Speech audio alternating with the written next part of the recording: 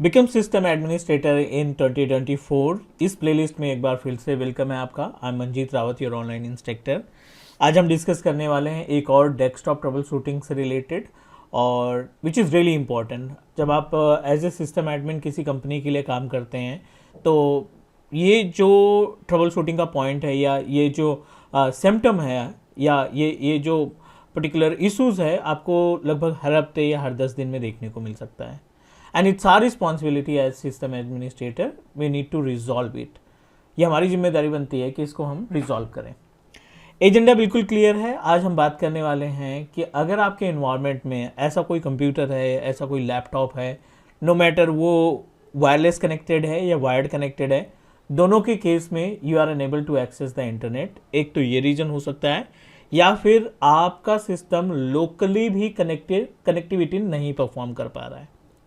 Because internet की बात इसलिए कर रहे हैं क्योंकि प्रोडक्शन इन्वायरमेंट में जो हमारी रिसोर्सेज लगे रहते हैं, मीन्स जो कंप्यूटर्स लगे रहते हैं, उस पर 24/7 इंटरनेट का एक्सेस रहता है, और उसी इंटरनेट के ज़रिए हम अपने लोकल एरिया नेटवर्क इन्वायरमेंट को कम्युनिकेट कर पाते हैं। क्योंकि मोस्ट ऑफ ऑर्गेनाइजेशन डीएचसीपी के थ्रू आईपी एड्रेस को कॉन्फ़िगर करते हैं, और डीएचसीपी जो शेयर होता है वो हमारे रूटर के थ्रू होता है।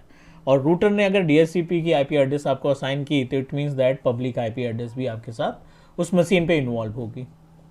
एजेंडा बिल्कुल क्लियर है। चलिए, let me help you to understand about desktop troubleshooting, become desktop system admin in 2024। यहाँ पे हम बात करने वाले हैं रिजॉल्व, या फिर आप बोल सकते हैं नो इंटरनेट एक्सेस। ठीक है, अगर अपने पास कोई ऐसा सिस्टम है जिसमें इंटरनेट एक्सेस नहीं हो पा रहा है and you are trying to resolve it, तो क्या क्या पॉइंट आपको माइंड में रखने हैं, थोड़ा सा प्रैक्टिकल देखेंगे। Will try to access our Windows 10 machine, और विंडोज़ मशीन में क्या क्या ऑप्शंस हम यूज कर सकते हैं उनके बारे में बात करेंगे। एक डायग्राम के थ्रू समझने की कोशिश करते हैं। ये सिनेरियो बेस्ड क्वेश्चन है। मल्टीपल कंप्यूटर्स आपके इन्वायरमेंट में लगे हैं, कुछ रिसोर्सेज हैं, लाइक एज ए प्रिंटर आपने लगा रखा है, बायोमेट्रिक डिवाइसेस आपके पास हैं, और ये सभी कंप्यूटर एक सेंट्रलाइज्ड डिवाइस यानी एक सेंट्रलाइज्ड डिवाइस स्विच से कनेक्टेड है, लाइक दिस। ये सभी डिवाइसेस आपके एक स्विच से, मीडिएटर से कनेक्टेड है। ये अपने पास पीसीज हो गए। आई एम नॉट डिफाइनिंग कि ये सर्वर है या क्लाइंट है, आप उसको as a computer, as a server, as a client या वर्क स्टेशन मान सकते हैं। Everything is okay, everything is working properly. इसमें से अनफॉर्चुनेटली ये जो 5वें नंबर पे सिस्टम है, इस पे इंटरनेट का एक्सेस नहीं आ रहा है। ठीक है, इस पर्टिकुलर मशीन पे इंटरनेट का एक्सेस नहीं आ रहा है, बाकी के सिस्टम पे इंटरनेट रन कर रहा है, बट इस पर्टिकुलर कंप्यूटर पे इंटरनेट का एक्सेस या लोकल एरिया नेटवर्क का कम्युनिकेशन नहीं है। हमारी रिस्पॉन्सिबिलिटी बनती है कि इसको रिजॉल्व करें, बट उसके पहले आपको स्ट्रक्चर समझने की ज़रूरत पड़ेगी। बैकएंड में एक रूटर लगा है विच इज़ वाईफाई रूटर, और इस वाईफाई रूटर से वायरलेस डिवाइसेस जो हैं वो ऑटोमेटिक वायरलेस कनेक्टिविटी कर रखे हैं, और एक केबल हमने उठा करके स्विच से कनेक्ट कर रखा है। और दूसरा जो केबल है वो आईएसपी का है, जो भी हमने इंटरनेट कनेक्शन ले रखा है, मीन्स फायरवॉल की डिवाइस भी अवेलेबल है, बट यहाँ पे हम इसको आईएसपी मान लेते हैं। एयरटेल का हमने आईएसपी लगा रखा है। Everything is working properly, but इस सिस्टम पे हमें इंटरनेट का एक्सेस नहीं मिल पा रहा है। अब क्या क्या स्टेप्स यहाँ पे यूज करेंगे वो हमारे लिए इम्पोर्टेंट है। जब भी ऐसा कोई प्रॉब्लम आती है, जब भी कोई ऐसा इशू आता है नो इंटरनेट एक्सेस का, सॉल्यूशन की अगर हम बात करें तो कैसे स्टार्ट करेंगे।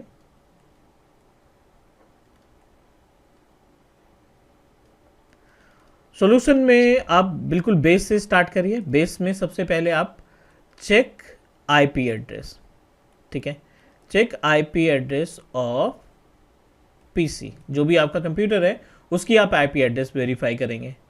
एंड नाउ अगेन क्वेश्चन कि अगर उस पर इंटरनेट का एक्सेस नहीं है, लोकल एरिया नेटवर्क की कनेक्टिविटी नहीं है, तो हम आईपी एड्रेस कैसे आइडेंटिफाई करेंगे। जब आप आईपी कॉन्फ़िग एग्जीक्यूट करेंगे इस पे, you just need to execute the command of IP config उस पर्टिकुलर मशीन पे जा करके, तो नो मैटर कि आपके पास इंटरनेट का एक्सेस है या नहीं है, दोनों के केस में आपको एक आईपी एड्रेस मिल जाएगा। अगर आपकी आईपी एड्रेस 192 से स्टार्ट हो रही है, 168 या 10.0.0 से स्टार्ट हो रही है, या 172.16 से स्टार्ट हो रही है, देन फाइन, इसके लिए अलग ट्रबल शूटिंग मेथड जाएगा।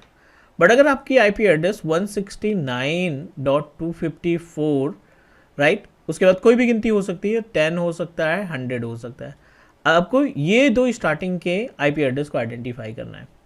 अगर आपका सिस्टम 169 से आईपी एड्रेस को स्टार्ट कर रहा है, इट मीन्स दैट ये आईपी एड्रेस कंसीडर किया जाएगा as a APIPA IP address. इसको हम क्या बोलते हैं?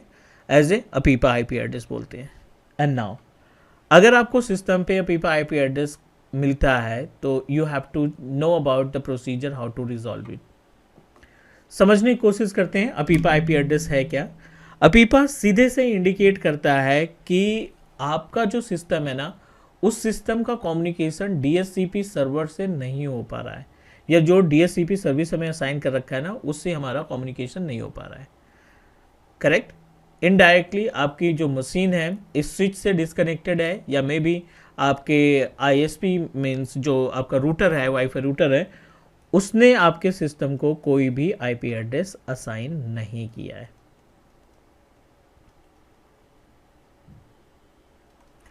क्लियर? तो अब how we can resolve it. अब आपको यहां से पॉइंट से जाना है।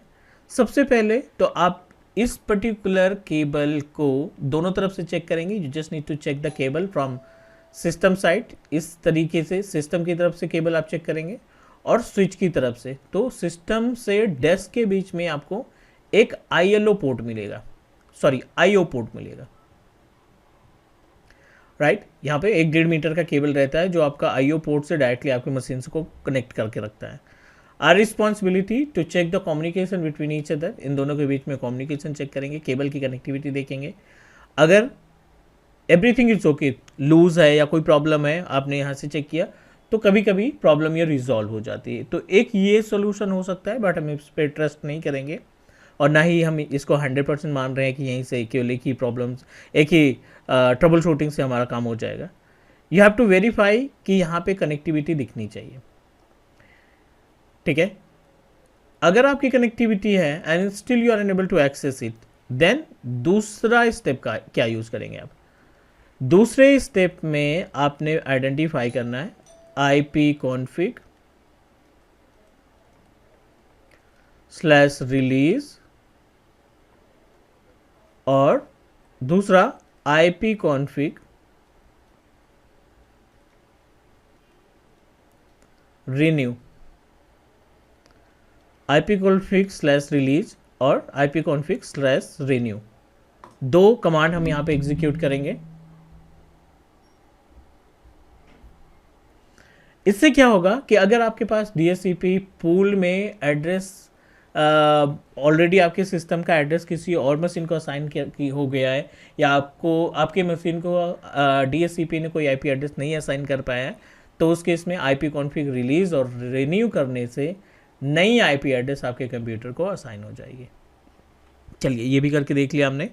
सम टाइम IP कॉन्फ़िग रिलीज और रिन्यू चलाने के बाद भी आपकी मशीन में कोई भी IP एड्रेस असाइन नहीं हुआ, तो what you need to do, आपको एक बार आइडेंटिफाई करना है कि ये जो रूटर है ना, इसमें जो DHCP IP का पूल है, DHCP IP एड्रेस का जो पूल है ना, उसकी रेंज कितनी है और उस रेंज में से कितने IP एड्रेस रिमेनिंग बची है। Check the range of pool, जो आपका IP एड्रेस पूल है उसमें रेंज कितनी है और उसको आपको वेरीफाई करना है। क्लियर? कभी कभी क्या होता है कि रेंज हमने कम रखी है और मशीन हमने ज़्यादा कनेक्ट कर दी। ठीक है, तो उस केस में जब आपके पास एड्रेस पूल में रेंज नहीं होगी, IP एड्रेस अवेलेबल नहीं होगी, तो आप जो नया डिवाइस जोड़ेंगे, इन्वायरमेंट में कोई नया कंप्यूटर जुड़ा है, तो इट्स नॉट मैंडेटरी कि पर्टिकुलर उस मशीन के ऊपर इम्पैक्ट करेगा। उस टाइम पे कुछ मशीनें टर्न ऑफ थी, जब नया कंप्यूटर आपने जोड़ा उसको IP एड्रेस मिल गया, इंटरनेट चल गया, बट उसकी IP एड्रेस वो कहीं ना कहीं दूसरे कंप्यूटर की IP एड्रेस को यूज़ कर रहा है जो नया मशीन आपने ऐड किया। तो हो सकता है बाद में जब अगर टर्न ऑन करते हैं किसी एग्जिस्टिंग कंप्यूटर को और आप बोलोगे कल इस पर इंटरनेट चल रहा था, आज इंटरनेट नहीं चल रहा है, तो मेक श्योर कि आपका जो DHCP का पूल है उसमें इनफ IP एड्रेस है। अगर एड्रेस नहीं है तो you have to extend the IP address, pool के अंदर जा कर के अब अपने IP एड्रेस को एक्सटेंड करेंगे ताकि हम नए डिवाइसेस को जो जोड़ रहे हैं उस नए डिवाइसेस को आईपी एड्रेस असाइन कर सकें और हम अपने इन्वायरमेंट में सभी मशीनों को इंटरनेट का एक्सेस दे सकें। चलिए एक और कमांड हम यूज़ कर लेते हैं यहाँ पे। अगली जो कमांड है या प्रैक्टिकली करेंगे। कभी कभी क्या होता है, इंटरनेट एक्सेस है बट आप कोई वेबसाइट नहीं एक्सेस कर पा रहे हो, तो उसके लिए आपको दूसरी कमांड यूज़ करनी पड़ेगी, ipconfig फ्लश DNS। यस, आपको एग्जीक्यूट करना पड़ेगा फ्लश DNS और दूसरी कमांड चलानी पड़ेगी रजिस्टर DNS। फ्लश DNS और रजिस्टर DNS, ये दो कमांड के थ्रू आप अपने इन्वायरमेंट में नो इंटरनेट का आप जो प्रॉब्लम है या कोई वेबसाइट आप एक्सेस नहीं कर पा रहे हैं तो उसको आप रिजॉल्व कर सकते हैं। चलिए कुछ प्रैक्टिकल देखते हैं, कमांड के अलावा भी कुछ प्रैक्टिकल देखते हैं। जब भी आप सिस्टम को एक्सेस करेंगे, राइट, जब भी आप सिस्टम में इंटरनेट एक्सेस करने की कोशिश करेंगे and you are unable to access the internet, उस केस में जो मैनुअल आईपी एड्रेस है उसको आप आइडेंटिफाई करेंगे कि आपका जो सिस्टम है वो आपको कौन सी मैनुअल आईपी एड्रेस असाइन कर रहा है। इन्वायरमेंट में अगर मैनुअल आईपी एड्रेस है तो मे भी आपको कॉन्फ्लिक्ट देखने को मिल सकता है कि आपकी आईपी एड्रेस हो सकता है कि कॉन्फ्लिक्ट हो जाए। सो मेक श्योर कि आपकी जो आईपी एड्रेस है वो प्रॉपर तरीके से कनेक्टेड है। उम्मीद है यहाँ तक चीज़ें समझ में आ रही होंगी। मैं आपको कमांड दिखा देता हूँ कि कैसे आप एग्जीक्यूट करेंगे। ये CMD कमांड हो गई और यहाँ पे CLS करते हैं। थिंक अबाउट, यहाँ पे आईपी एड्रेस नहीं मिल रही है, आईपी कॉन्फ़िग किया आपने और आईपी कॉन्फ़िग में जो आईपी एड्रेस होती है what we can say that about APIPA की, तो वो 169 से स्टार्ट होती है। अभी हमारे पास 192 की आईपी एड्रेस आ रही है, it means that all good. 169 की आईपी एड्रेस आने का मतलब है कि some problem occurred with our environment, हमारे इन्वायरमेंट में कहीं ना कहीं कम्युनिकेशन का गैप है। आईपी कॉन्फ़िग /release, ठीक है। जब आप रिलीज करते हैं तो जो एग्जिस्टिंग आईपी एड्रेस है या कोई कैसे मेमोरी में एड्रेस अवेलेबल है तो वो आईपी एड्रेस को रिलीज कर देगा और जब आप रिन्यू करेंगे तो पूल में से एक आईपी एड्रेस आपके लिए असाइन कर देगा। तो इस कमांड के थ्रू भी हम रिजॉल्व कर सकते हैं। चलिए एक और स्टेप देख लेते हैं, फ्लश DNS, राइट। आप कमांड चलाएंगे flush DNS ipconfig /flush DNS और फ्लश DNS के बाद आप रजिस्टर DNS भी कमांड चला देंगे।